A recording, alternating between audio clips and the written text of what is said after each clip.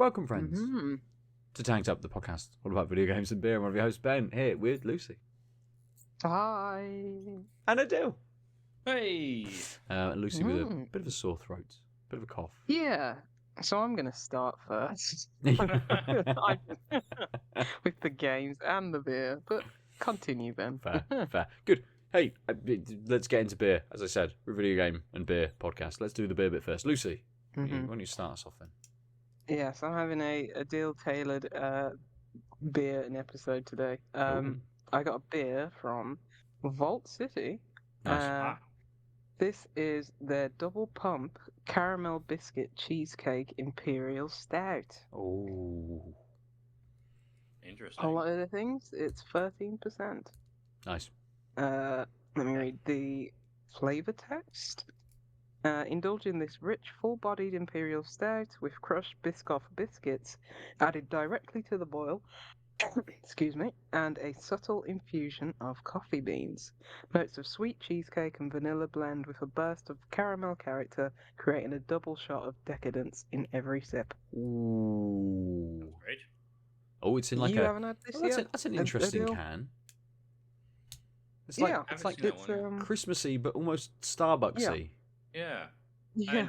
So can you? Gingerbready. So one Right. thing that's really bothering me about Vault City is almost everything they keep release that's interesting has lactose in it. Yeah.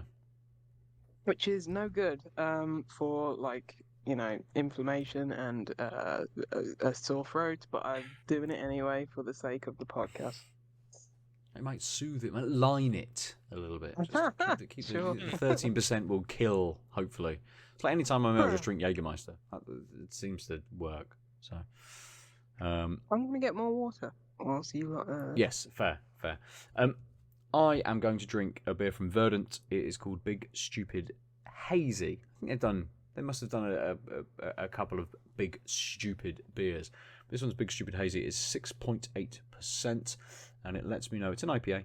It's got Mosaic, Citra, and Simcoe in it, and that is as Verdant do. All the information I get. It's got a monster on the front with a question marky bubble. So it looked good. I thought I hadn't had a Verdant in a while. Other ones they had in stock, this was one I hadn't tried, so I thought I'd crack this. What are you having this evening, dude?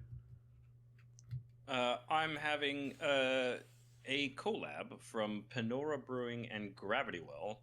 It's called the Binary Star Collision, Ooh. which is like really great astronomical art. Or Pokemon or something. Dragon Ball Z. It's an 8. Actually, I think it's just like a like maybe Street Fighter, right? It's like the moment where the two projectiles meet. Yep. Because like that's a Hadouken right Yep. there. Maybe an oversized Yoga Fire. But yeah, it's an 8% Dippa. It all right, back in 2022, we got together with the brothers from Pinnora Brewing to create one of our favorite collabs to date, Binary Star System, featuring Mosaic and Strata. We're therefore delighted to present the sequel to that beer, Binary Star Collision. This time, building on Mosaic and Strata combo with the addition of Citra and a big hit of Nectaron. Juicy, intense, and with a delightful underlying dankness. A very fitting follow-up. Good. And obviously what happened was... Ben was like, "Oh, I've got all these Gravity Wells in stock at the Hop Knocker." I was like, "Oh, cool. I haven't really had anything from them." I'm like, "Oh, wait, a collab. I'll get that one." And it's the highest ABV. Of course it is. Of course. Just instantly drawn to it. Like, this is my... Oh, yeah, okay, fine. I know what it is. Nice. I don't think I've had anything from either Pinnora or Gravity Well. Yeah. Is there any info on where... It's a Gravity Well beer brewed with Pinnora, right? Okay, I'll put the thing down mid-pour, which is fine because I kind of fucked it up.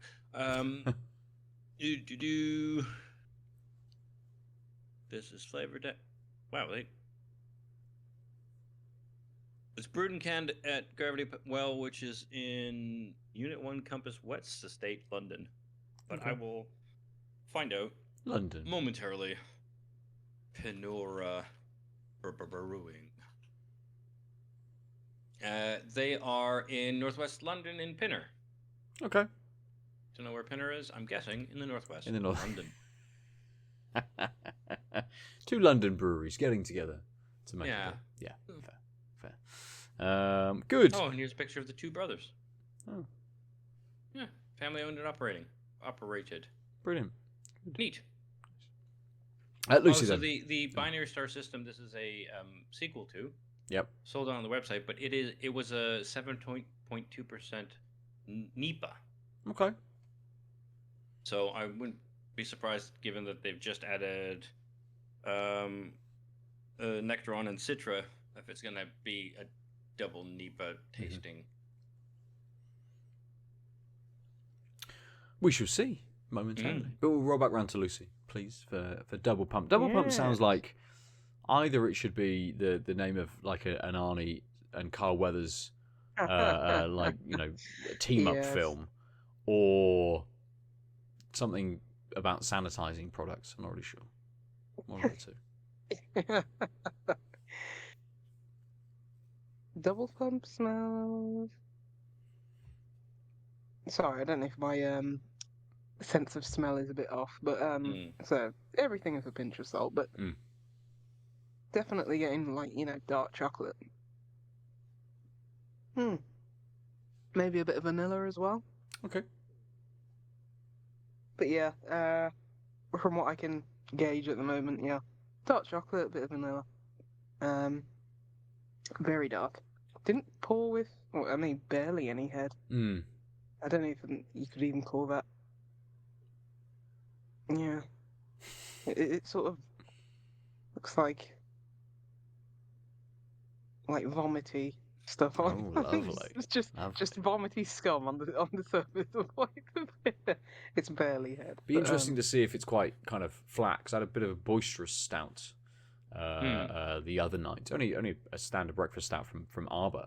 For some reason, it was a little bit boisterous, and actually, I think it added a little bit to the flavour.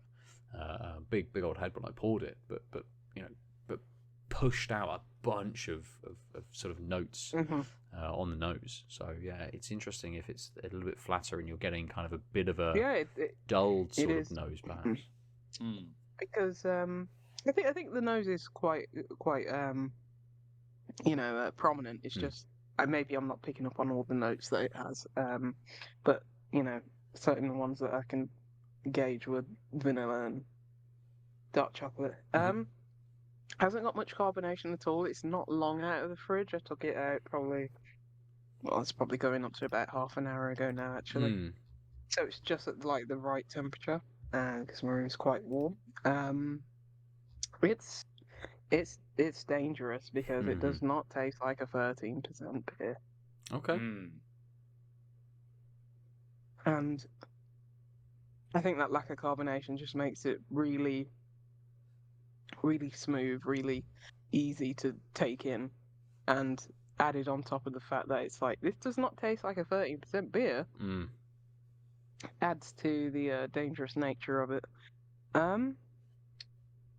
It's sweet, but it's not too sweet. And it's not. I'm only a few sips in, so maybe this will change, but it feels like something that it's like, oh, you could, you know, you're probably going to want to nurse this over a long period of time just because of the strength of it. Yeah. And like the intensity of flavors, which I'll come on to later. But it's like, it's one of those where it's like, oh yeah, I could easily finish this within like 20 minutes maybe, because it is just, it's not too sweet, it's not too cloying, it's yeah, it's got a real nice balance of like, oh, the sweetness and maybe a bit of that like kind of dark chocolate cacao nib kind of bitterness to it. I'm trying to pick up on like the Biscoff.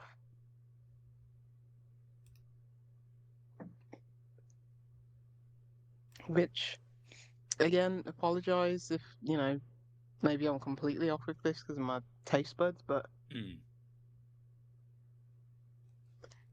I guess you're getting a bit of the Biscoff. What did I have that was like meant to be Biscoff. I think it was a cake. I think it was a cake someone had made. Someone we know Okay. had made. And I don't know, they probably put actual Biscoff in it. Like, and that, well, that very much tasted like Biscoff. So maybe I'm unfairly comparing the two, just because that was in my. I had that cake like weeks ago, but it's like, I think that's the last time I had Biscoff. But I guess Biscoff could just be like, oh yeah, it tastes like coffee a bit, you know, Right. which this does. So in terms of like, oh, if you didn't tell me it had Biscoff in it, I'd just be like, yeah, those are some like really nice coffee notes. And I don't know where the cheesecake fits into it because it says Oh, caramel interesting. biscuit cheesecake. Did I say there was Biscoff in this? You did. Yes. Yes, yeah, crushed Biscoff Yeah. biscuits added directly to the boil. Yeah, I'm maybe. assuming that's like the base of the cheesecake kind of idea. Yeah, yeah. But what you're So- saying is you're not getting that like cream cheesy cheesecake. No, which is probably a good thing. Yeah. But it's like there's a lot of words on, like, you know, Vault City beers, and that's sometimes maybe unnecessarily so. That's what puts me off a lot of the times, where it's like, oh my god, there's too much going on. But like this and most of their other beers, they are just nice beers.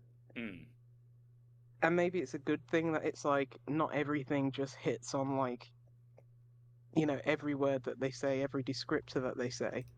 But I think that's probably part of their marketing like gimmick, where it's like, let's just say, it's sort of like a Munson do. Let's just say everything. This beer has everything, and it's everything at once. Where it's like, this is just a good imperial stout. You know what I mean? Where it's like, you don't need all these descriptors and all these things that evoke this and the other thing. And it's like, I get it. It's what sells, and it's like what attracts people to pick these things off the shelf. But it's like, yeah, this is just a good imperial stout. I probably don't need to pick out all the individual flavors and, you know, match them up to everything that they said on the can.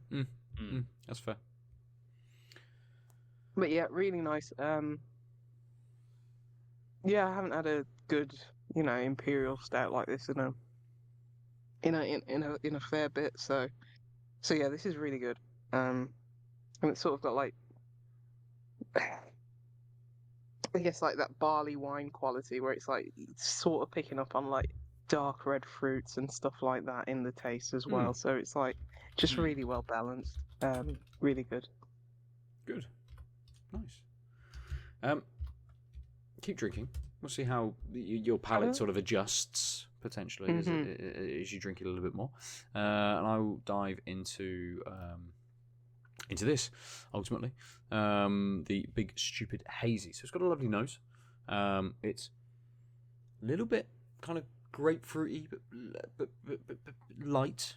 Bit more orange in the nose coming through. You can see it is hazy. It is a solid block of colour, a little bit of bleed on the edges, maybe sort of through the glass. Bit sort of more orange in colour. But yeah, no, it's kind of a standard IPA nose, but it's very familiar. It's very delightful. It's very inviting. Nice and light, nice and sweet. So that. Who was the brewer? Because I didn't catch it. Verdant. Verdant? Yeah. I could have guessed from the name. Yeah. And it's kind of those qualities, that light, that kind of pillowy sort of, you know, that light nose has come through as a pillowy mouthfeel. Very, very soft. Very, very light. They call it an IPA, but it is an incredibly soft beer. And the flavour doesn't quite match the nose. There's a little bit more sweetness perhaps in the nose than there is in that flavour. There is a bit of an underlying sort of sweetness, but these other elements, this slightly more ripe kind of stone fruit sort of flavour. Maybe it's not quite a grapefruit and an orange kind of combination, but it's more something like a very ripe sort of peach that's happening in there, but alongside a bit of a ripe kind of mango as well. So there's a bit more of a, not quite bitter, but the sweetness is just dulled down a little bit in the flavour, which is absolutely fine. I don't want a big hit of sweetness from that IPA. But it is a very soft, very easy drinking beer. There is a hint of bitterness towards the end. Nothing big, nothing piney. But again, it is that kind of slightly more ripe stone fruit kind of bitterness more than anything else that's added into that. And it's sort of not quite one flavour. There's a couple of bits going on. They're pretty solid for a few seconds, and then they start to bitter up a little bit. But it's a very easy drinking beer. It's definitely not one that's doing anything kind of different. It's not one that's going to kind of blow your socks off. I don't think it's trying to do anything different, really. It's just a very solid, soft beer, and very, very nice. Really, it's kind of one of those that, you know, when you've got those sort of fridge filler beers that you get in the supermarkets now. You know, the kind of what's the Verdant one, which is black and green. I buy it all the time. Why can't I tell what it is? Vocation. The Vocation one that's black and green. That's in the supermarket. Life and Death. There we go. That one. You buy in a little 4-pack. Life and Death seems to be getting more and more sweet. I don't know whether that's just because I've drank it that a little bit more. If Big Stupid Hazy was in a 4-pack in the supermarket, I would buy it every time I went to the supermarket. It's that kind of, not entry-level IPA, but it's just a very kind of, I know what it's an IPA. I know what I'm drinking. It's a lovely flavour. It's incredibly soft. I could drink this all day kind of thing, you know. And maybe I will. But unfortunately, I've just gone onto Verdant's website and it's completely sold out. So I can't drink it all day. I can drink this one beer. And I will. I'm going to keep drinking it. And we'll come to you, Aadil, for the Pinnora and the Gravity Well. Yeah. So it's like a brick of yellowy orange. It's just opaque. Poured with about, I would say, fingered a bit of head, and I say a bit because the pour was a bit aggressive, and so it died down. And when I topped it up, it was, you know, much less. But even when I cracked it, the nectaron and the citra actually came out, like those like citrus and stone fruit notes, just like immediate, like you crack the can, like I am smelling both of these families of fruit. And on the direct nose, super interesting. So at the very end of the nose, which is a weird place to start, is got this like tart, very limey kind of note. And then the beginning is a touch malty, and that's just like dank, and with like 2 levels of dank and 1 level of stone fruit, pretty intertwined. Mm-hmm. And I think actually that like light but sharp, sort of very citrusy, limey note is probably there the whole time. It just it needs everything else to go away. And that's why I started with the finish. I'm like, oh, it feels so sharp. How come I didn't notice it? It's just because it's at a lower level, but it's like a really lovely smelling beer. Mostly the dankness is not overpowering, or at least balanced with the other stuff. Interesting. Trying to figure out what kind of dank it is. It's like a bit weed and a bit sock. Okay. Lovely. Yeah, we're not talking a sock out of your drawers. We're talking a sock that's in the bin. Yeah. Oh, wow. I was expecting a bigger punch of flavor. It was really quite nuanced and light. Oh, there's that dankness. That finish. This is really good.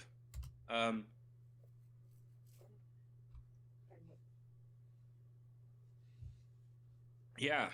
So I think like the Mosaic, I can't remember what the original ones. Mosaic, I'll just look at the 10.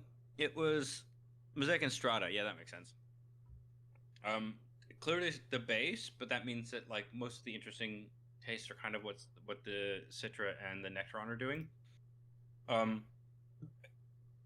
dangerously drinkable at 8%. Do not detect a hint of sweetness that the alcohol might be giving. Not boozy at all. And I think it's just because these other flavors are melding so well that just sort of almost create a net where you can't notice anything else in a good way. And the taste is like a bit malty, a bit dank, mild tropical citrus kind of, but mostly malty, dank, and like just a sort of generic fruity hoppiness. And then as those fade away, the stone fruit makes itself a bit more known. And like I said, there's this, just like the nose, there's this underlying sort of sharp citrus note that outlasts almost everything, but like that, the maltiness is almost non-existent except for like in the body, but it's like just sort of being with everything else. So unless you're looking for it, you'd be like, oh, this is a very malty beer. And then the dankness and the tropical are just really solid. They're like the core, and then you just get this as they fade away. You're like, oh, this is great. Like this is so interesting because it's like mild. It's not even switching. It's just things are fading, and you're getting a very interesting finish that is distinct but clearly of the same type as the body. And it lasts a while actually. I'm reaching for it partially because I'm trying to figure out the taste, and partially because I really like that body, and because of that distinctness, I'm not like, I'm no longer tasting beer. It's more of like, oh, I liked that taste. I want a bit more of sort of the body of the taste, and the finish is clearly part of that, but it's just some parts of it. Mm-hmm. Does that make sense? Mm-hmm. Oh, it's really good. Good. Really, really good. I'll leave it at that. Nice. Okay. Fair. We'll roll them as requested back round to you, Lucy, to start us off with games or anything in gaming you want to talk about this week. I'm just reading the ingredients on the back of this beer. I'm talking about lactose. There's no lactose in this. There's oats though, and there's soybeans. Oh, interesting. Yeah. Okay.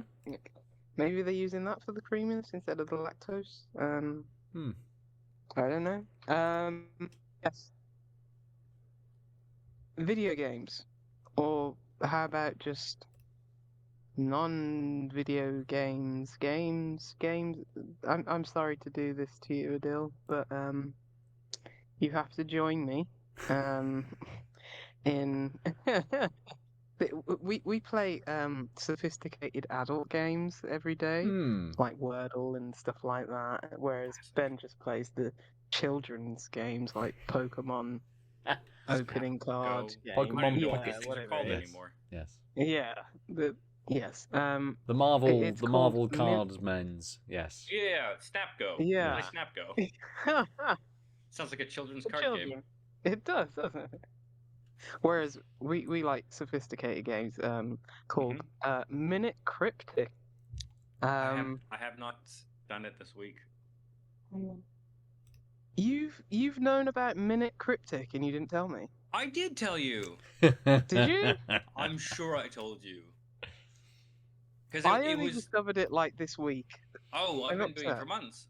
I'm sure months ago I was like, oh yeah, I've added maybe you this said thing. something and I zoned out because it was cryptic. Yeah, yes, because I was describing the types of clues and you're like, oh, I don't like those types of things. And I thought that's what you said. I poo-pooed it. Yeah, Probably. I'm pretty sure you were like, oh, yeah, because we were talking about crosswords and like how you don't like cryptic crosswords because they're like bullshit clues, and I was like, oh, that's a shame because I found this thing that's just like one of those, but it's super weird, and you really have to laterally think. It's called Minute Cryptic, and I found it on Instagram because the reels. This is why we're friends. On Instagram. Yeah. So I got an Instagram reel because the algo knows who the fuck I am. Although it usually doesn't because I'm a disparate person, which is kind of why I get really weird things. And I was like, they're really smart because they do. Lucy, actually, why don't you tell us all? You've got you tell us all what it is, and then I will tell you what the reels are.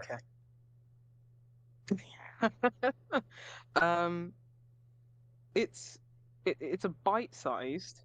It's not even like a lot of cryptic crosswords are like proper crosswords, and it's like I do not have enough time for my mind to break in these very specific ways. That Whereas have to this, intertwine.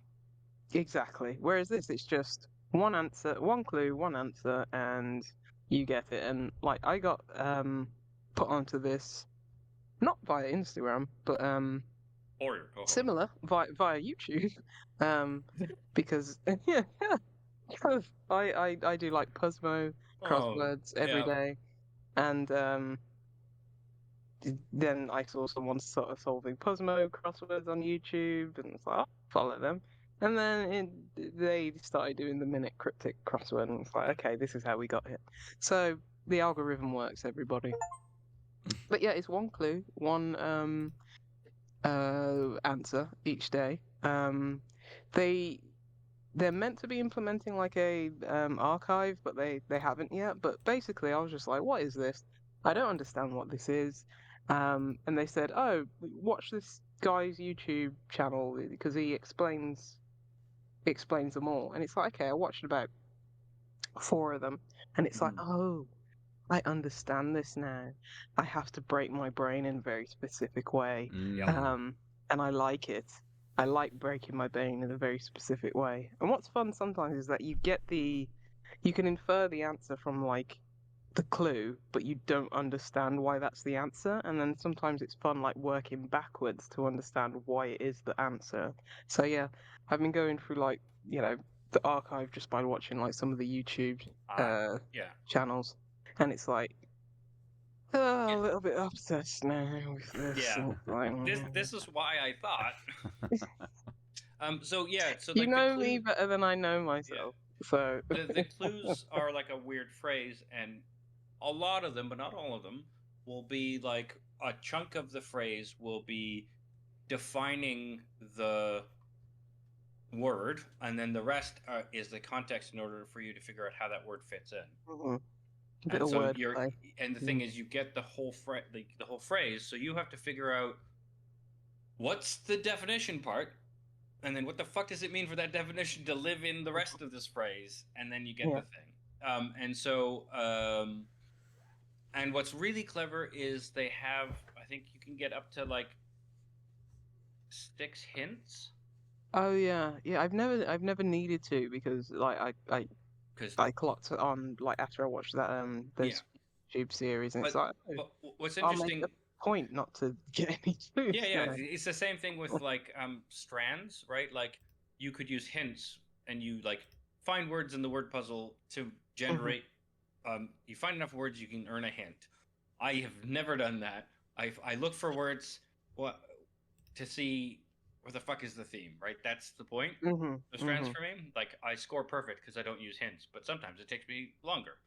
Yeah, sometimes I've just been like, just give me the hint, because I don't know what, because like one the other day was like Bohemian Rhapsody, the song, and it's like, I like this song, I don't know the exact lyrics to the song, you know? Lucy, or just I just bop my head. I know. I just you can't recite it word for word. No, that's one of the songs that I cannot, unfortunately. And I know it's sad, it's disappointing, and I should hate myself for it. But I think so. Like, so you are a few years younger than us, and I think that I like Queen. I like that song. No, but I think because like Bohemian Rhapsody and other Queen songs, but especially Bohemian Rhapsody, was just in a core pop culture when we were in like high school.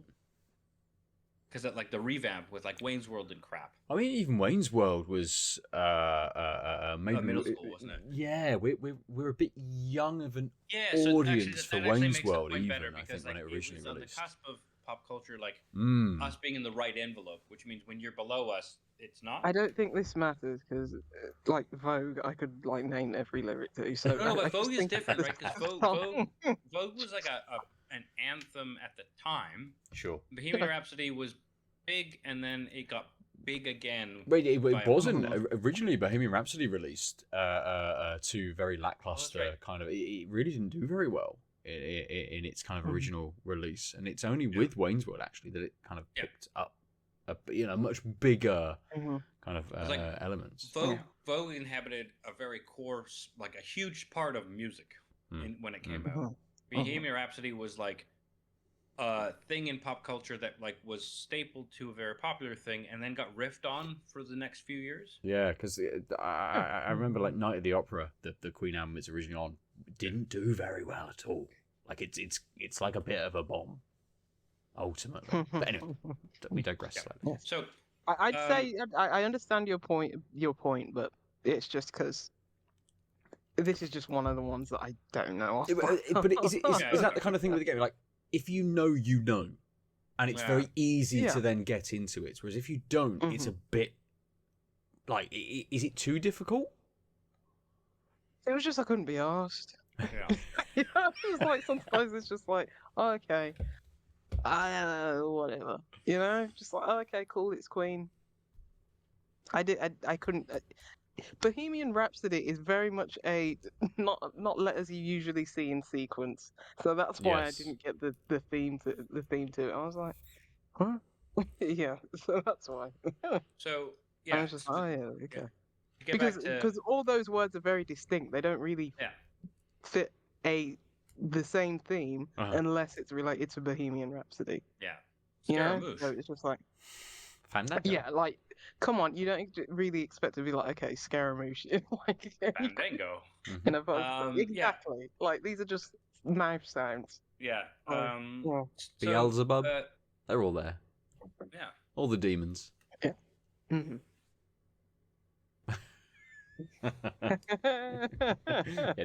We won't try and hit hit purely those visual, non-audio joke.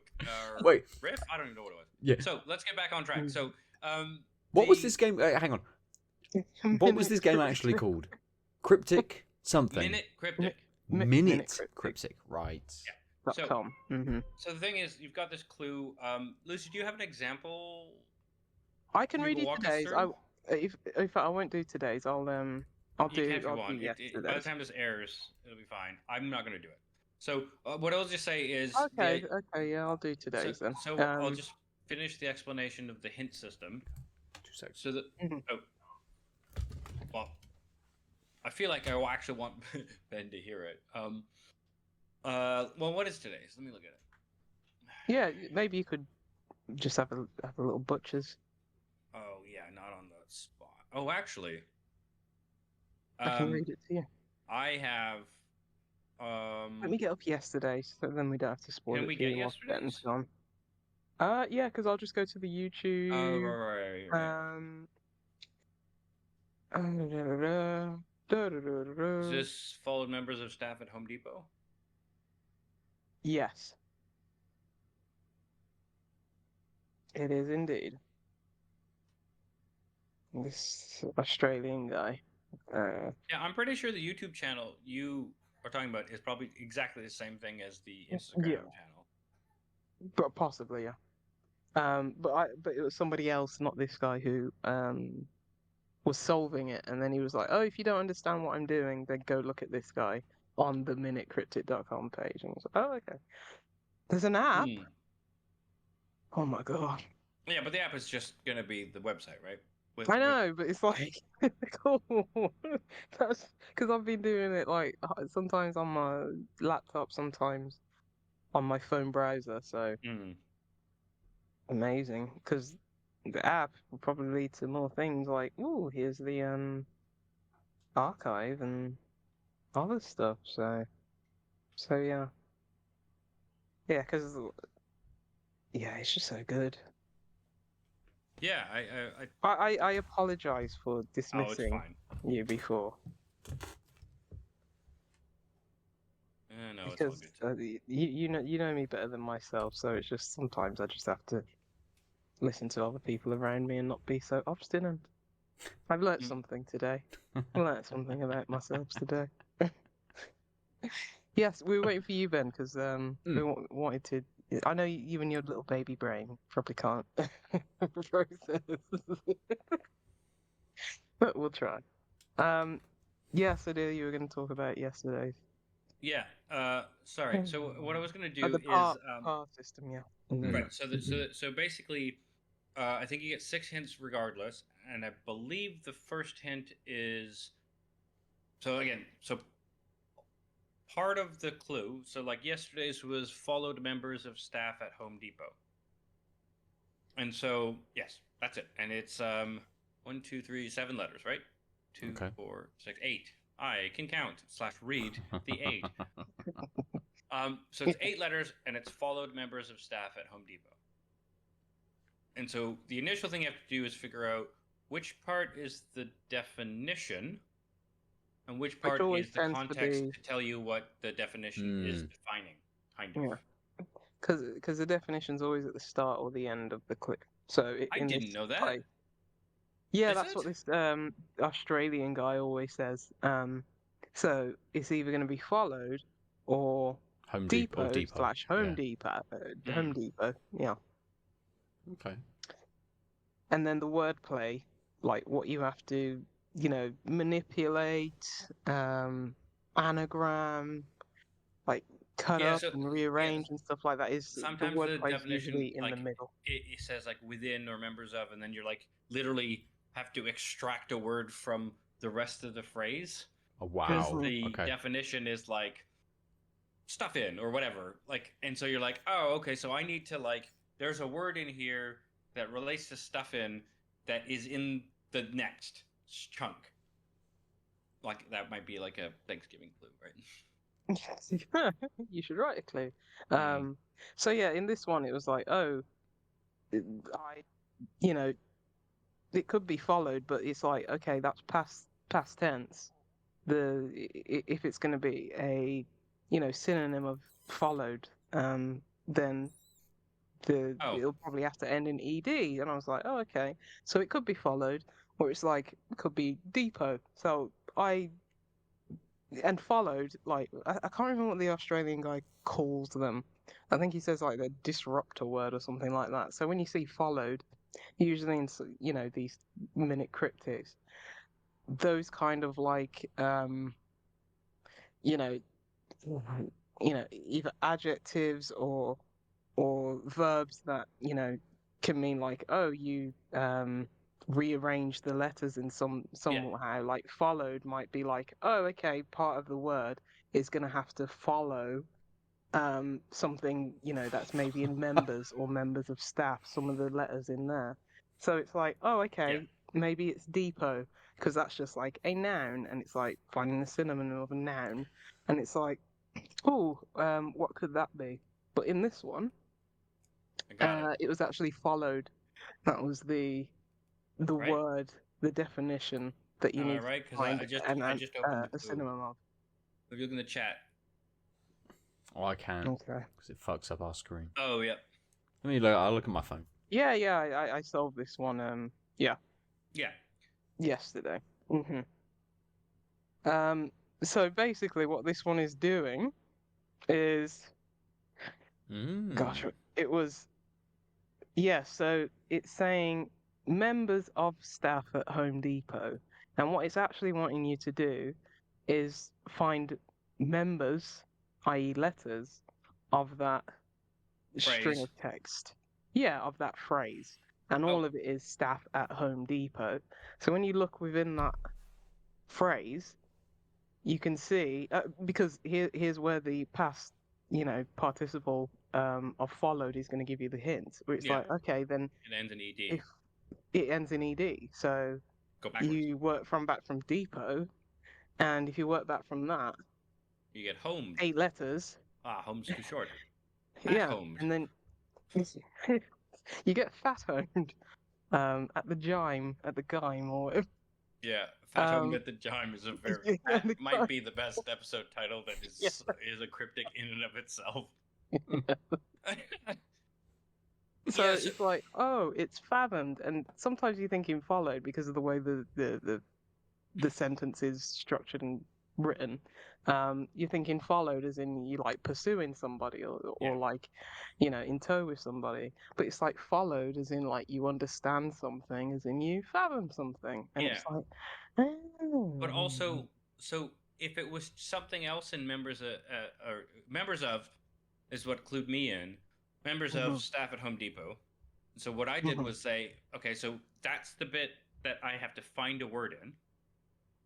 Followed for me was like, okay, past participle, like the ed might matter, and been enough of relationships that I know that's the case. Sorry, I did a comedy set yesterday. God, I'm so dumb. But I was also like, followed also has a suggestion that it's a contiguous string. Mm-hmm. And I have no idea if that works, but that's how my brain worked. I'm like, okay, so I'm looking for members of staff at Home Depot, a word I don't have to worry about sifting. And then as soon as I had ED, you get it anyways, right? What I like is it feels so fucking pinpoint, but actually there's like, you could, if you really think about how these clues work, there's like multiple directions you could get to them, even though that's specific. The hardest part is finding the definition, which brings me to the hint system, which is the 6 pips, and they basically they count as a negative, like a score.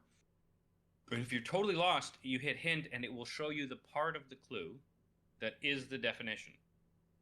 Oh, okay. So it highlights. So it'll tell you followed is the definition. So you know, followed is telling you about something about the rest, and it's usually something like synonymous, right? It's the definition, so it's synonymous, but it's also probably telling you something about how to find the synonym in the rest. Which is why I think they're really cool, because the definition usually plays this dual role, right? Of you're trying to find a synonym or something that like jives with the thing, but also it's kind of informative about how to find the thing. And because of that that's why I think like the reasoning Lucy had and the reasoning I had were a bit different, but they still work. Yeah.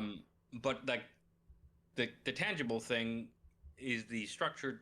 The tangible thing we both had was the thing that you won't get just from looking at the thing. You just have to kind of do them, which is that past participle will probably be the case, and then that gives you the anchor for the multiple sets of reasoning to get you the rest. Otherwise, how else would you be fat-homed? Sorry, this is pre-2008 clue. Yeah, so that's why I like it, because it's like every day you get one, and some of them are really terribly. All right, so I believe. Actually, let me just go to today's, and I'll just crash through the hints. Yeah. So you'll like this one, Ben, because it has Dennis Hopper in it. So. Okay. Oh yeah, so it's Purchase Trapped Soul of Dennis Hopper, and it's 5. Purchase Trapped Soul of Dennis Hopper. So purchases is present tense, trapped is ed, Soul of Dennis Hopper. First hint tells me a thing. If you want to solve it, I won't tell you. I mean, this game should be called Minute fucking Incredibly Cryptic. This isn't like a minute. I ain't getting this in a minute. So I've looked at one. I mean, like, yes. Yes, sometimes and you feel fucking like a king only because you had the exact opposite to happen. Where like, I don't know what the fuck is going on. This is a terrible. Like I know a lot of these kind of, you know, the two of you sort of make time and space for a lot of these kinds of games, and you know whether we don't have kids. That's what Ben's saying. Well, whether it's when you start your day and you're like, cool, I just want like 15 minutes before I get into work, a bit of headspace just to get my mind going a little bit and all this sort of stuff. I'll be sat here for like an hour. I'll have ignored like 20 emails that have come in, and I'll just be like, no, the day's wasted. The day's gone. I just turn the computer off and fucking leave. I'm gonna sidebar a second. One of the reasons why I like consistently started doing the mini crossword, the Wordle, the connections, and the strands of the day. One, I was in a Facebook group where people were posting those, so it's just like a bit of not actually interacting with people online, but feeling like you are interacting with people in a specific way. But actually, I realized, having just sort of done the thing like, oh, I like these things, I'll try and post all 3 at some point in the day. It's such a good indicator of where my brain is at. Right. So, like, most of the time, if I'm, like, reasonably fine, connections, like, my brain just works on connections level. And if I'm staring at them, I'm like, I have no fucking clue. It's like, oh, I should do emails. Because my brain isn't good enough to do like the abstract thinking philosophy crap. And like actually, so because people do the thing of like find your best moment in the day and make your hardest work when you're at your peak. I think my peak drifts, and so if even because I sometimes I go into work at the same time because I've been working at home because the cats are lonely, slash I'm tired. But if I come in and I open all my tabs, which is like my email, my calendar, a couple other things that might be on like some Excel spreadsheets that I need to track crap on, and I go, okay, I've sat at the desk. I need to just like be at the desk, and I open those up, and if the mini crossword, I stall out on, I don't even bother with the other things. I just like go through the email backwards forward for a bit until I like feel a bit settled. Then I'll check Wordle or Beyond Connections is the one that like is very attuned to my brain, and then if that's going well, I will do the other ones, and it'll be like a few minutes, maybe 5 minutes for all of them. Yeah. And if I don't get them right away, what I do is I just leave the tabs open and leave, and then I do other things. Okay. But I usually finish them throughout the day, but it's so informative of like, I didn't even realize I was doing this until I reflected upon it. I'm like, oh, right. I've subconsciously been like, oh, my brain isn't working. I hate this. And then I do something really low key. Yes. And if I just slam through them, I just like, sometimes I shift to email, and that's the thing why it's great, because email is a thing that's always present. It's like I don't shift to email if I've like smashed through them, because then the things that I've been like avoiding or take effort, so I've been holding off on time, I will smash through those. Okay. Yeah, like today's I was doing like some of my usual daily crosswords and this and that, and it's like, okay, let me go to the Minute Cryptic, and I spent like 2 minutes on it, and I was like, I don't know what this is. Did my work day and everything, and then back in the evening, I was like, oh yeah, it's like just solved it within like a couple more minutes. And I don't think you would spend a lot of time on it, Ben. I think look, I watched 4 of those YouTube videos, which was like 10 minutes of my life. Yeah, because he explains it so well, and like once you see, you only need a small sample size to understand, because most of these follow like the same structure and have like the same rules. So once you've seen a few of them, you've basically seen probably 95%. Yeah, you know what to look for. So I think look, I'm not doing so much to the point where it's like I ignore a deal and repress the conversation he had about them. To I've watched 5 videos and now I'm hooked, and now I feel like a genius every time I solve one, because I've been doing it. This is my 5 days, and it's like 5-day streak. I've not needed a clue, and yeah, it's they're just very clever. They're clever in a way because it's just like it's a recipe of lateral thinking. Mm-hmm. So once you understand the structure of the recipe, you have an edge to you. Well, if you don't have that, you just don't know what the fuck you're doing. So when you first read a clue, right, even if you know what the recipe is, you just read this nonsense phrase. You're like, the hell? And you're like, right. So where is the definition? Where the definition means like a thing that's going to inform how I read the rest, but also be the synonym of the thing I'm looking for, right? The word I'm looking for. And that actually is a lot of structure, but it's still lateral thinking, but in a way that like some crossword clues or even some connections bundles or a really weird esoteric strands, span, theme, whatever you call it, they're way more lateral. In a sense, right? Because they don't have this like linking thing. Strands is probably the worst of the example. But I will just finish So the hints are that you give a hint and it tells you what the definition is, and then there's it might be a variable number of spots, but you can click show letter, and every time you hit it, it'll show 1 letter. So I believe it might stretch. But the very interesting thing is, they have a par. Yes. Yeah. And so the par shifts. So if it's an easier one, the par might just be at, if I give you the definition, you should figure it out.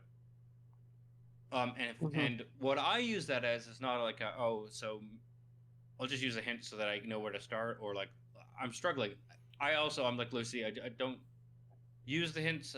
I've used them a couple times, mostly because I kind of want to see how that system worked. But like for me, actually, the par tells me if you read it, if you reverse engineer what it is, if it's a par is 4, that means they're saying you should feel fine if I gave you what the definition is in 3 letters, which tells me this is hard.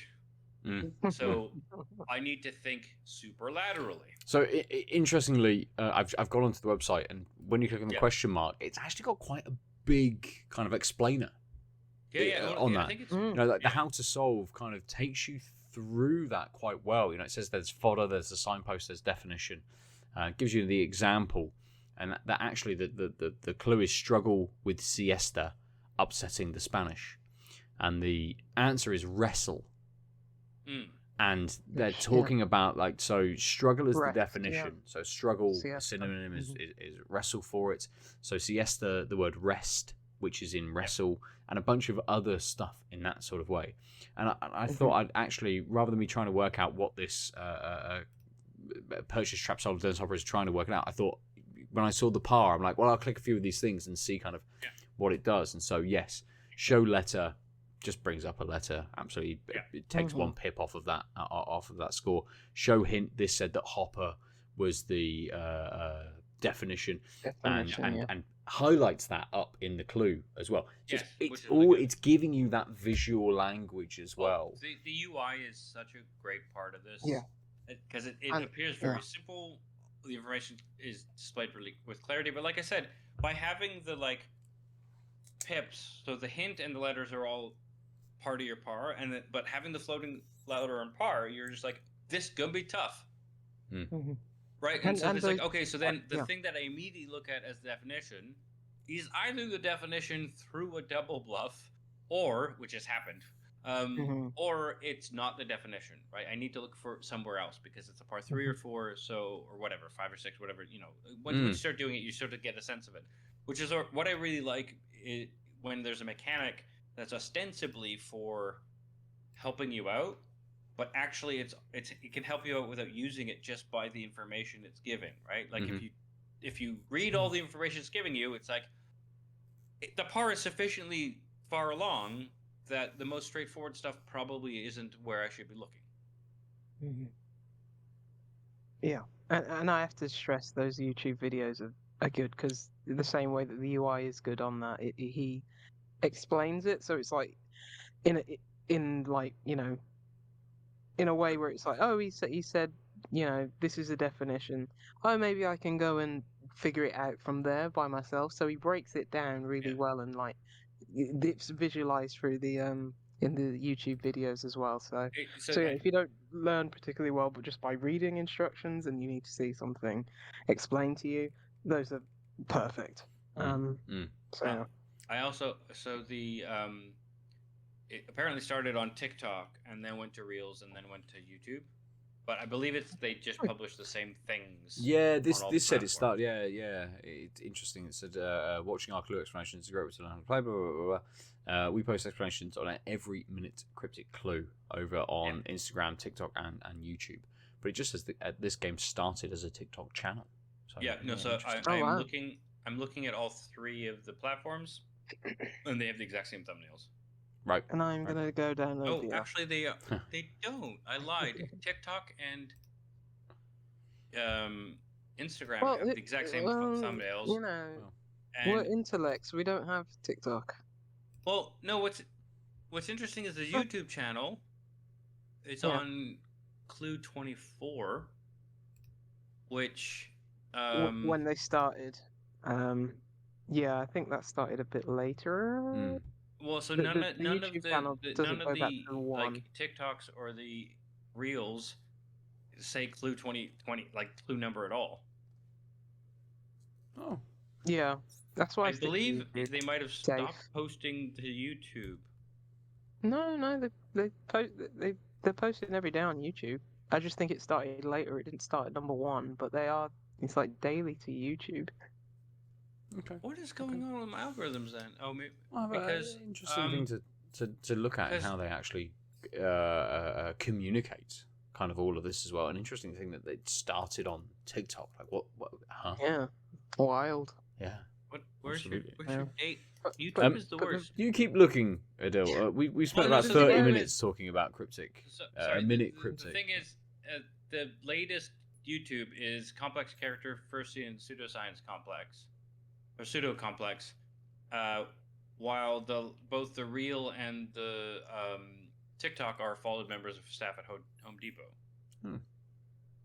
Anyway, yes.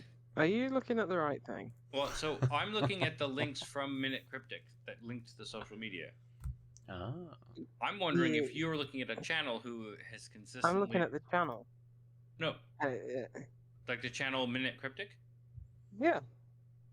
I mean, I'm looking at the anyway. channel and it comes You up. go The first home. video is Purchased Trapped Soul for Dennis Hopper, which is the one today. Yeah, On it's probably YouTube? going Yeah. because it goes for you, shorts, and then videos. And Oh. Yep. do you I not see know the how to use difference. YouTube, sir? So no. It's been It's about because 20 I years. went to Reels and TikToks and Shorts are the same length. I went to Shorts, but they clearly Right. stopped doing Shorts and did videos.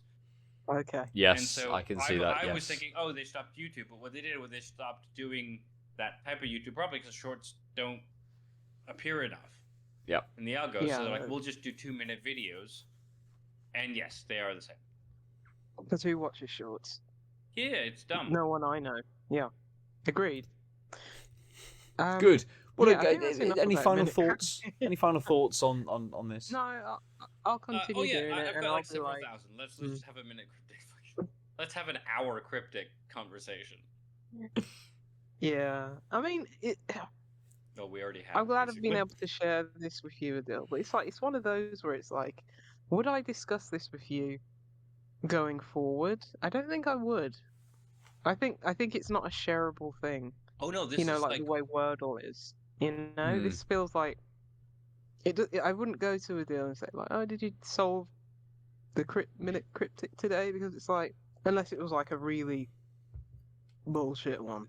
I don't think I'd. Oh yeah, I go think we to would it. vent, but also like so with Wordle and connection. Oh, with Wordle, there's like you have 5 chances, right, or 6 chances or whatever. I say 5 because it's 6 chances, but the first one's like find information, right? Mhm. Yeah. And like that point, the like notion of I got the Wordle in 3 today. Oh, I got it in 2.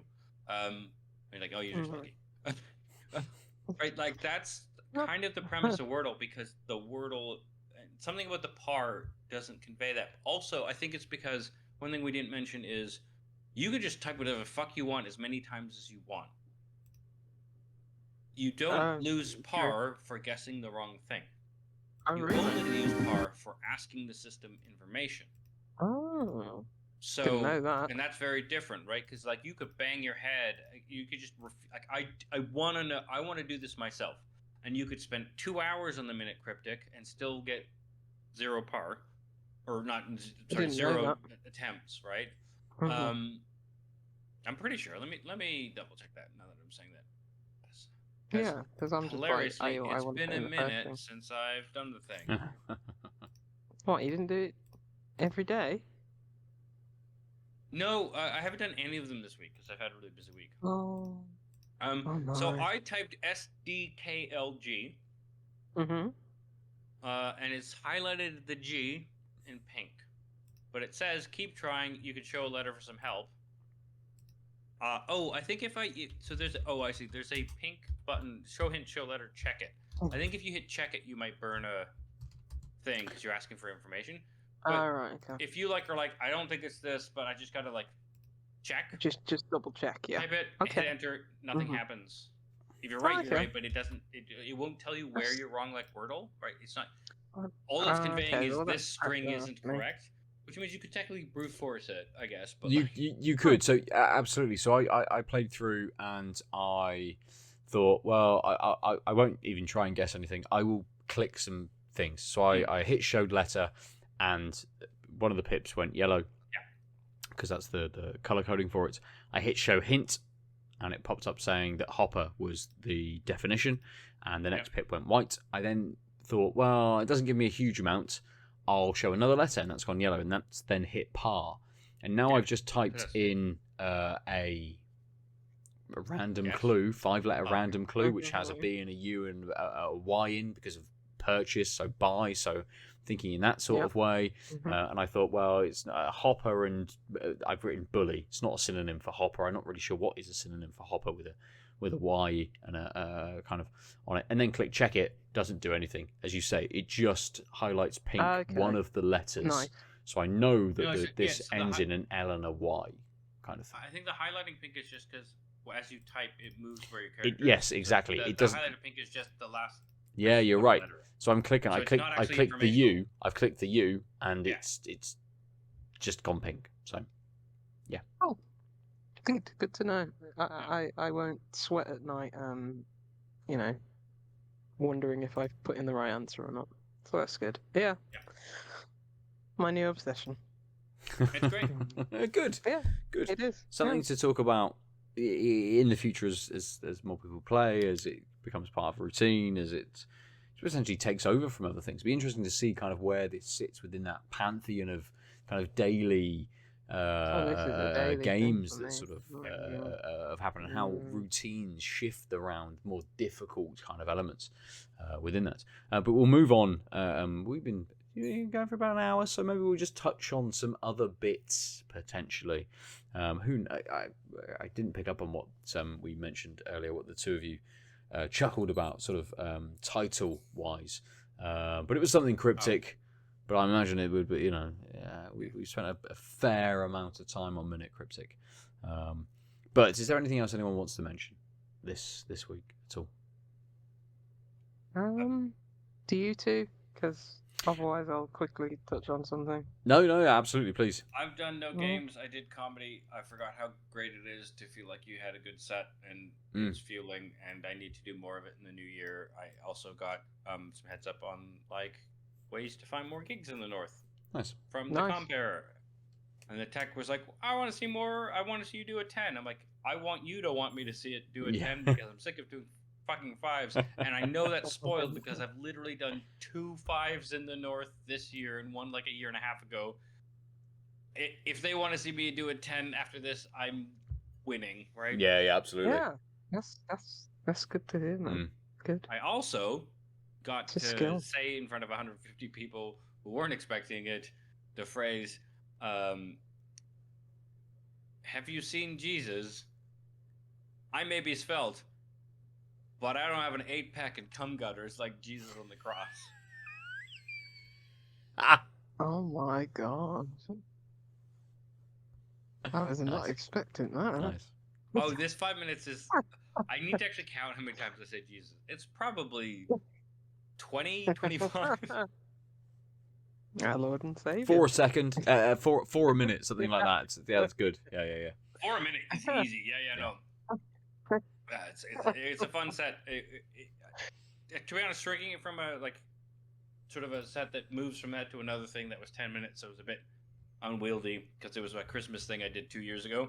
To just how do I find the thing 5 minutes? Great. Good. Nice.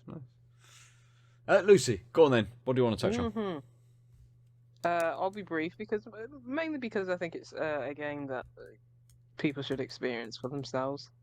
So I won't get too spoilery. Stalker 2. I finally. Sorry. What? Is it Stalker 2? No. Oh. Which just seems like a good bit of Eurojank that I'm sure Absolutely. I would like to try in the future since it's on Game Pass. But no, unfortunately not. It's not Stalker 2. It is. I guess it has vibes of Stalker 2 though. In an odd way. I played Mouthwashing finally. Oh, nice. Yeah.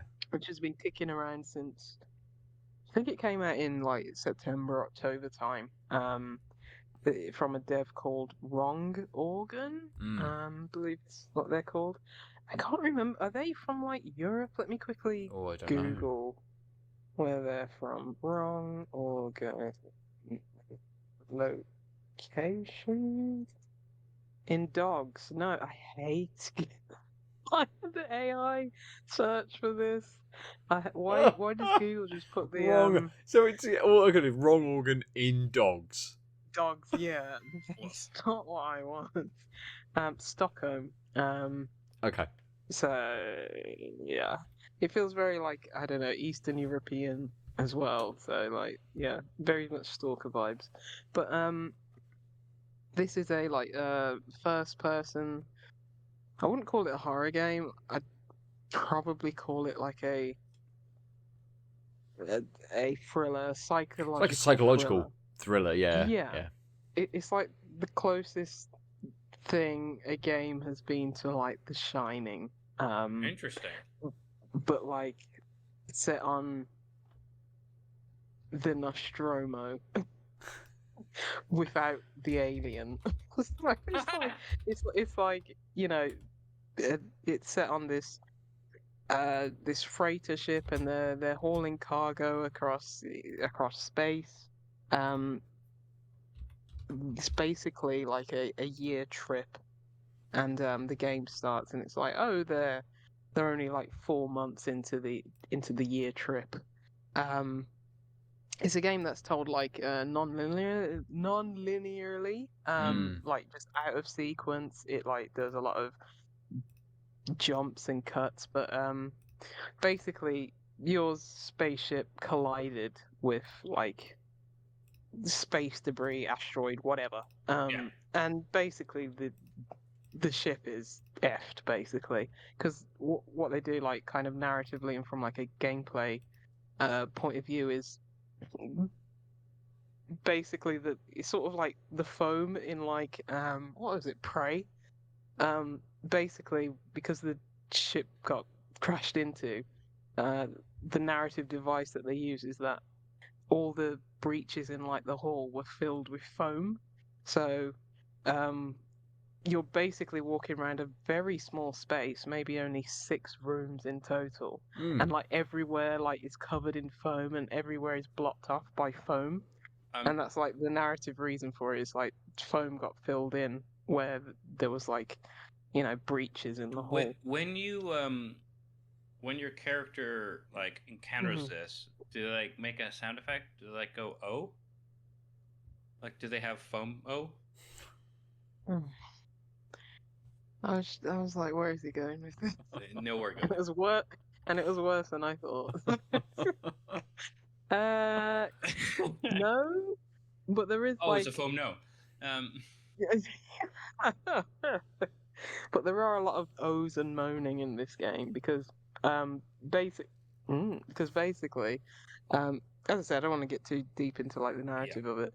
But basically, okay, the ship was totaled. It's like they got another 8 months left, and it's like you switch between 2 different characters, like the former captain, who is like you've probably seen him like the videos and the the just the trailers where it's like this guy who looks like he's got like 3rd-degree burns and is basically just lying on this medical table. So he's the former captain, and you play like basically the second in command, who's assumed his role as the captain since the first captain is clearly out of operation. Yeah, out of commission.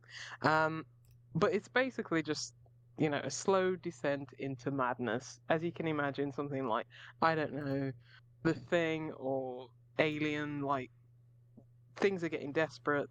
There's like 5 crew members. It's just like, how are we going to survive? Are we going to get found by another ship? And it's like, it's all this like kind of interpersonal relationships between the people on the crew, and it's just like this very much psychological thriller. Is what is being portrayed on screen actually happening? What's going on? A lot of like really striking and terrible imagery going on. It's like nothing felt good in that game, and it was only like probably about 2.5, 3 hours. But it's like I played it in one sitting because it was like so ideal for that type of game. Yeah, and it doesn't wear out its welcome, and you're just like, none of this is good.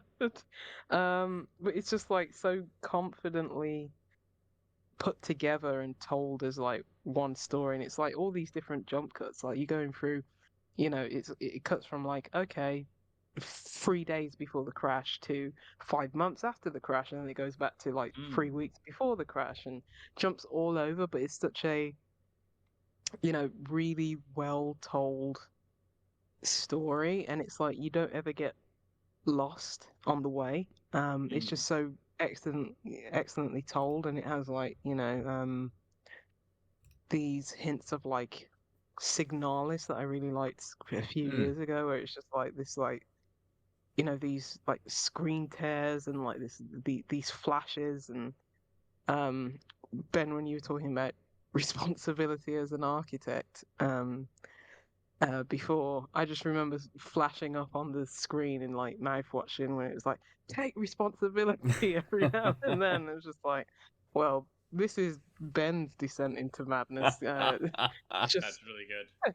Yeah, going through all the bureaucracy of being an architect, and I was just like, yeah, this is basically your future, Ben. Amazing. Fine. Yeah. It's interestingly, it gives me a bit of a like Paradise Killer kind of vibe as well. Not similar in sort of, obviously Mouthwashing is more 3D. Paradise Killer had a lot of 2D sort of elements, but just those kind of visual elements, that bit of screen tearing, that bit of jank to it as well.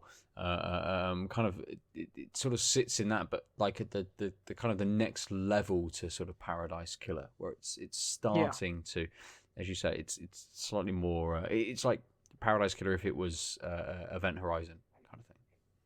Absolutely, yeah, that's a good way of explaining it. Yeah, and it has like this like early PS1 kind of aesthetic to it. There's very blocky polygonal, like, but look to like it, and then a modern like take on that kind of aesthetic, Yeah, isn't it? Yeah, and even so, it's just like some of the imagery and like some of the themes and events that happen. It doesn't matter that it's like very blocky polygonal thing. It's still very striking. But yeah, I'll leave it there because I don't really want to say much more. I just think it's something people should experience. Well, because yeah, it's like one of those very. This is what you'd expect from like an auteur. This is very Sundance kind of thing, where it's just like so confident in its themes, and just this is, I think, like the better aspects of gaming in 2024. Yeah. Maybe I'll just finish the episode out then on I've been bopping between a few different games, but one that I had picked up this week and played a little bit of is published from Critical Reflex as well, who published Mouthwashing, and I've been playing a bit of Buckshot Roulette. What's it called, sorry? So Critical Reflex is the publisher. I bought that a while ago and I still haven't.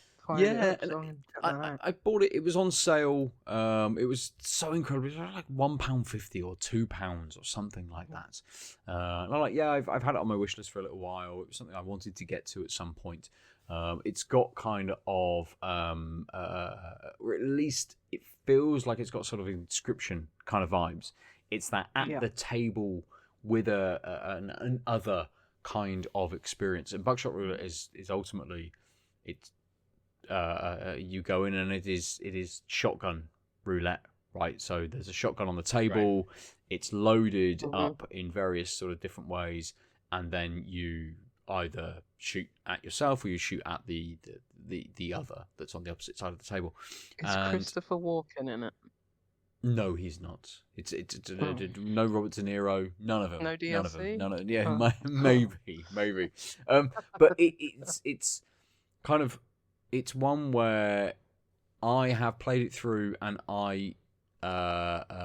it's kind of like Inscription in the way that actually you go through several rounds, right? So I can go through the rounds and I can get kind of all of the slugs kind of right. I can either shoot myself and it's a blank, or I can shoot at the other kind of person and it's a live round and it takes one of their life off. And you go through this, and actually there's 3 rounds, several different iterations of life and how that kind of plays out. Lots of items that you can use to either bring life back or enhance the shotgun to do double damage and those kinds of things. and it didn't take me long. I have a quick look at kind of what I have played in my library. I played 0.4 hours, which is maybe like 25 minutes, something like that. And I've gone through the first set of rounds basically, and then got to a point where you then unlock and it says you've completed the game. You haven't, but ultimately you've done a run. You can do kind of like double or nothing version sort of now, and the environment that you're in shifts and it changes, and so suddenly on the new screen on the bathroom that you come into first before you go into this space, there's a computer monitor smashed through the mirrors, and there's all sorts of other kinds of things, and the people that were in the next sort of scene, they're not there anymore. So there's lots of little bits going on in the background, and I don't think it's going to be as expansive as something like Inscription. I don't think it's going to have quite as many layers as Inscription has, but there's definitely a little bit more to uncover, I think, with this game. And I don't know how far through it will go, because some things flash up and disappear very quickly. I'm like, oh, can I come back to that? Will it appear again for me to sort of pick up on sort of items that maybe I could get later, perhaps, and that might allow me to cheat the game and move through it, sort of thing. And it feels like there is a reasonable amount to kind of, same with like Mouthwashing, there's a lot to kind of delve into as you're a bit more narrative focused with Mouthwashing, sort of moving through that experience.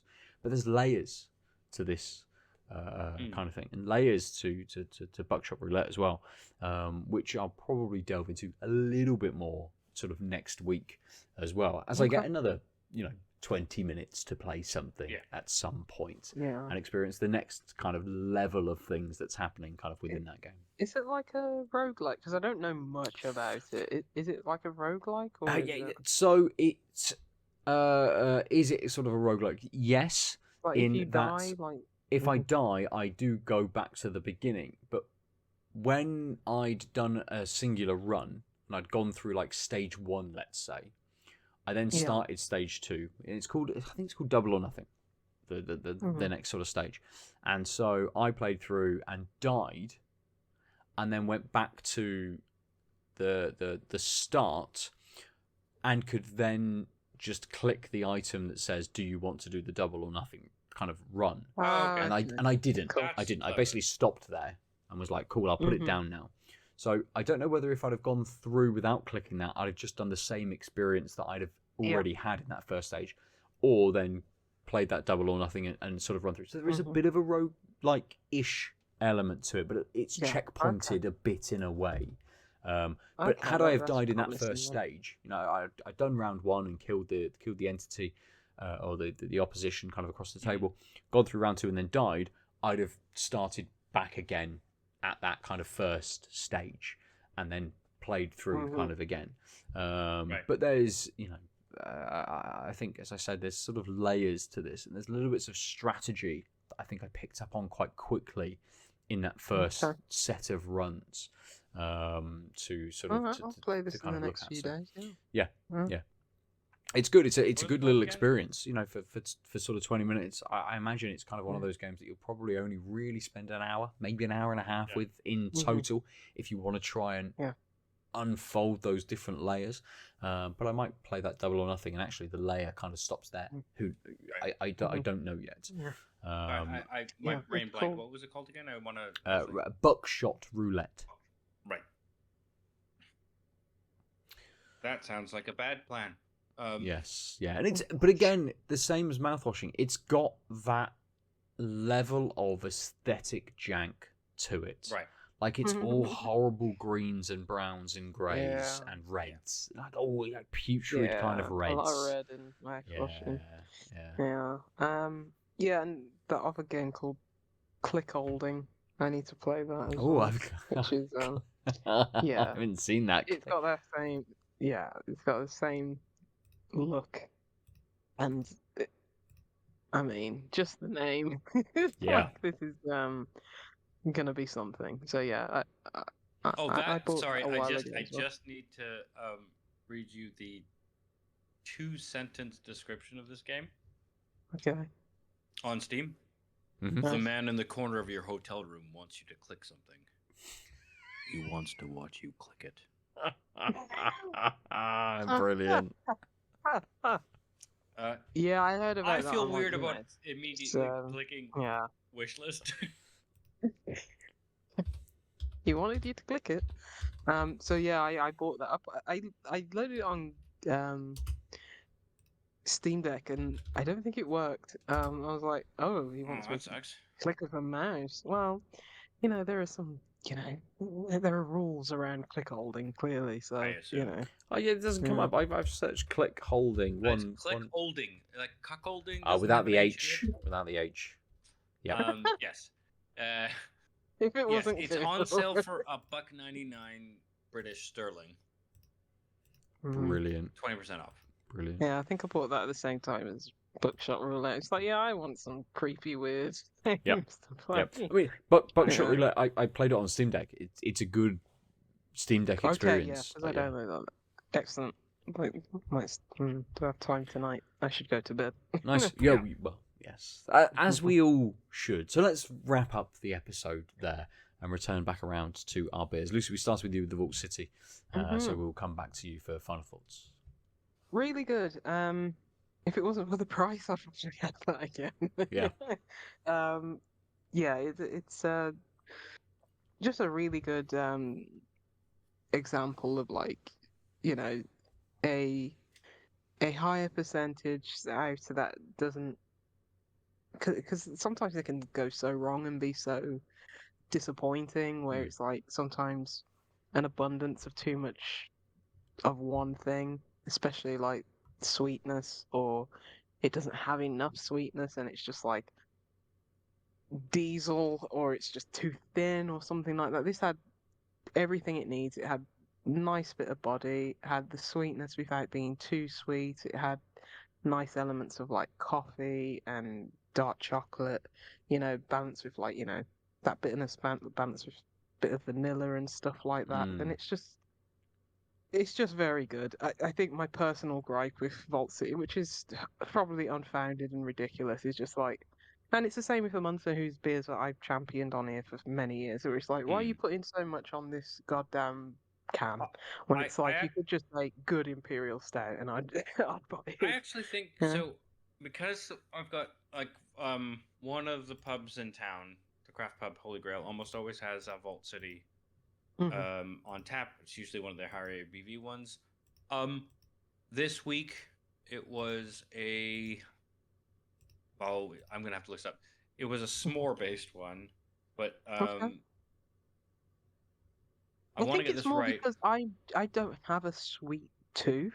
So when I see s'mores and stuff like that, I'm just like recoiling because I don't like sweet things. And when I think of a sweet stout or any sweet beer, I'm just like, or anything sweet, I'm just like, ugh. So it may just be a me thing. Like I'm sure lots of people be like, I love chocolate fudge cheesecake or whatever. The one that was on tap was the Shake S'more, which is a campfire sour. Okay, no. Yeah, and it was like, I like s'mores. They have their place. I can see how you could make the very Vault City sort of extreme non-beery sour approach of like this cool taste, graham crackers, chocolate, marshmallow hints, blah blah blah. I agree. When I make s'mores, and I purposely burn the outside of the marshmallow because I like smoky, but I don't want a beer that tastes the fuck like that. And they're very good at what they do, and so campfire s'more sour sounds like a thing I won't enjoy. So weirdly, like trusting them to deliver made me not want to even ask for a sample. I'm like, I won't like that. And actually, like, why I brought this up was one, it's like I do think they do a good job of getting those tastes in a way that is difficult, but like they're not just doing a s'more thing. Like, I actually do think that in the past year and a half, I've noticed that it's this like there's a thing that they want to make the sour out of, and then they're like, but well, let's do the riff of the thing, not just the s'more sour, but the campfire s'more sour. I'm like, I think I'd be okay with a s'more sour. I don't even want to try the campfire s'more sour, and it might be really good, but it's just like I think I just hit that threshold of too complicated. Yeah, it's a bit weird because there's obviously very talented people working there, and it's like I'm sure that the end of every product testing or tasting is, does it taste like a good beer? Mm. And it's like, if it doesn't, get rid of it. If it does, put it on the shelves. And Yeah. I'm sure, like, whether you like the individual taste or not, 100% of the time it's a good tasting beer. It just may be, Not your scene. different palates or whatever. Yeah. So it's like, yeah, I really should just start like putting that out of my mind, all of this silly, oh, we're going for this, that, and the other thing, which I don't know why it grinds my gears. Maybe I'm just old and bitter and a So curmudgeon. I guess why I brought the like I should- overly complicated is like for a while they were making like when we got the big sample pack that they gave us, right? The most complicated was the like blueberry lemon drizzled cheesecake yeah. sour. Yeah. And it fucking tasted like that thing. But the thing about that cake is it's got a very distinct taste, even though it has several parts to its moniker. But the rest of them were like spicy mango sour or whatever. Like it was like, and spicy mango is just a thing that's like done in a bunch of places, right? Like I've had it as street foods on 3 continents, right? It's a common collaboration, and I feel like at some point it was just like, well, we only have 2 things. I guess we have to have a riff to get a third thing, and I'm like, that's too much, right? Like, that's what it is. It's like, how many words can you fit on your? It's like what it is like, a football team who have like, instead of just calling somebody Fred, they have his full Brazilian name on the back of his shirt just so that people spend more printing all those letters. This is what that feels like. It's like we don't need all these things on the can. Fair. It's not like you're earning money for each separate character that is on the can. What if people Just have call it only a been scout. buying our beers not because they taste good, but because they had 3 things on them? Yeah, that's what it feels like to me. And Yeah. it's like, I'm a simple person, but I know I'm not the audience that maybe craft beer should be pushing Well, at their least- beers to get more people buying them. Like, if someone just said, stout, they don't know the difference between between Vault City and Brew York, who's Empress Tonkoko that I had the other day, and it's fantastic, and it only had 2 words on it. But it's like they don't know the difference, but they're going to be like drawn to the one that says small chocolate big biscuit caramel fudge surprise on it, aren't they? So it's like, I get it. Yeah. I don't have to like if the it. customers want their big biscuit goth beer, you just make the big biscuit goth beer. You do. Yeah. Adversely, absolutely adversely to that is then the Verdant, the Big Stupid Hazy. This is a very solid IPA, but in a very conventional IPA sort of sense, and it's very, very similar to Life and Death from Vacation, but much softer and a lot less sweet than that kind of beer. And this could absolutely be a go-to beer every fucking day if you wanted it to be. It's good. Nice. It's really solid. But I think a lot of that kind of element of wanting to have it again comes down to the softness, comes down to the mouthfeel, and sort of I think the water quality that Verdant kind of always has with a lot of their beers as well. It's great. Everyone should find Big Stupid Hazy, although you can't find it on their website because they're sold out. So who knows if they'll ever make it here. Right. Because it's Verdant, and they do this, and they make great beers, and they go, nope, sorry, do the next one instead. Yeah. Like, oh, okay, well, I will. Fine, sure. I think they're putting out.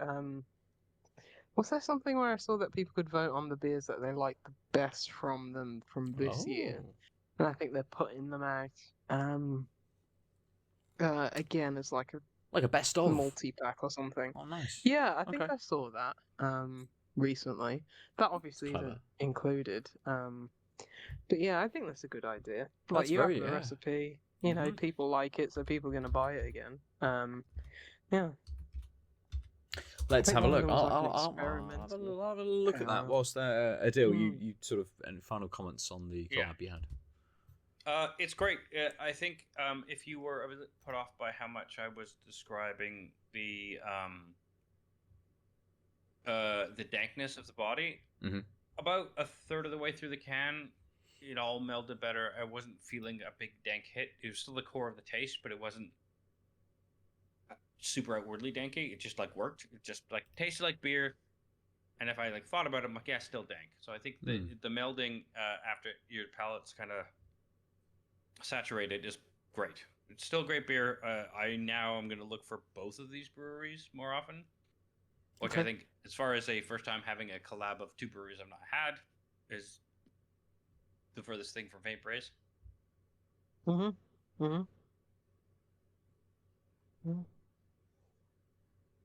are the two breweries again?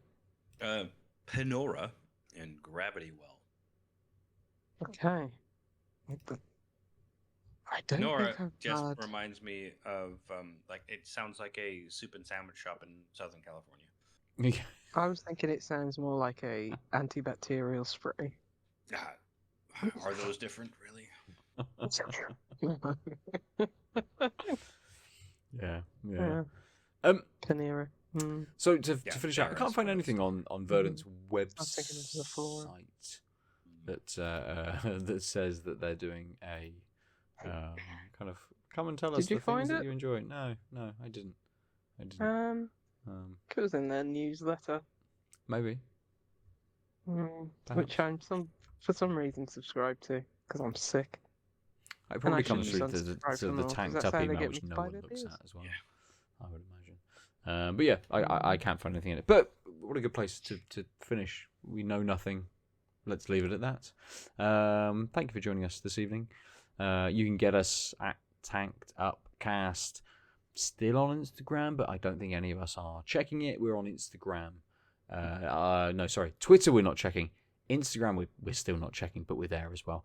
But each of us have...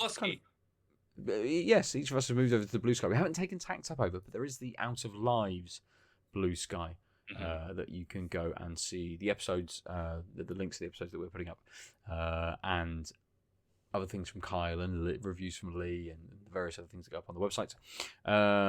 But I'm at Nova47 over on Blue Sky. There's no underscore on Blue Sky anymore. Adult is... At the Omniarch. And Lucy is... Juicy Lucy 9. And what's the YouTube now, Lucy? Lucy Verbalist. Nice. Good. If you follow Juicy Lucy 9, you'll find a link to there, probably. Perfect. Good. Probably maybe I should know. Maybe I should put that in my Twitter or whatever. And go to outoflives.net to see all of those things that happen on the Out of Lives Blue Sky feed as well. Or if you want to see the beers that we have been drinking, or our faces as we're talking about the beers, you can do that on the Out of Lives YouTube page. That's it. The places, the games, the beers, all of the things. We'll be back next week, and then we're finding a date and working out a time for our end of year show, which is very soon upon us. And who knows what the format will be this year, but to be discussed. And maybe conveyed next week, or we'll keep it secret. Who knows? Yeah, we'll talk about it next week probably, like the week before, 3 days before. Yeah, watch us get progressively drunker. Absolutely. Yeah, that's probably what's going to happen. Yeah. Very much. Good. Thank you for joining us. We've been Tanked Up. Goodbye. Bye. Ciao. www.outoflives.net